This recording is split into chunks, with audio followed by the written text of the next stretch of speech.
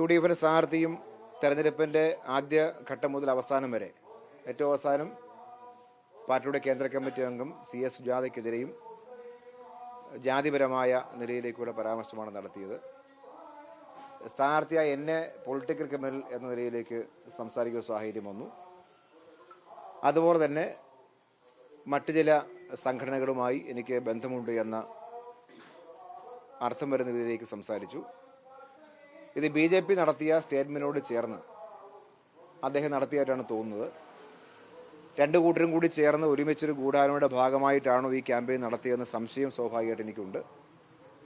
അദ്ദേഹത്തിനെതിരായി നിയമ നടപടി സ്വീകരിക്കുന്ന കാര്യം പാർട്ടിയുമായി ആലോചിച്ച് പാർട്ടി അനുവാദത്തോടു കൂടി ആ കാര്യവും തുടർന്ന് ചെയ്യണം എന്നാണ് വിചാരിക്കുന്നത്. ഇപ്പോൾ ഈ BJP നേതാക്കൾക്കെതിരായിട്ടുള്ള നിയമ നടപടിക്കാണ് ഇപ്പോൾ തീരുമാനിച്ചിട്ടുള്ളത്.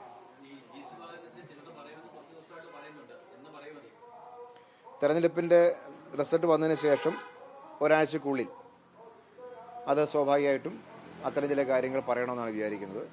വേറൊന്നും കൊണ്ടല്ല, വ്യക്തിപരമായൊരു ശത്രുതയൊന്നും വെച്ചുകൊണ്ടല്ല.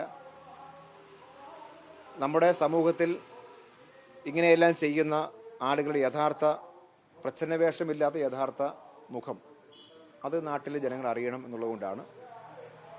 എല്ലാ കാലവും ജനങ്ങൾക്കിടയിൽ ഇങ്ങനെ വ്യാജമായ ഒരു പ്രതീതി സൃഷ്ടിച്ചു വെച്ചിട്ട് ഏത് നിലയിലേക്കുള്ള കാര്യങ്ങൾ ചെയ്യാം എന്ന് ഒരാൾ വിചാരിക്കുന്നത് അത്ര ഭംഗിയല്ല ജനാധിപത്യത്തിൽ എന്നുള്ളത് കൊണ്ടാണ് അങ്ങനെയുള്ള കാര്യം ആലോചിച്ചിട്ടുള്ളത്.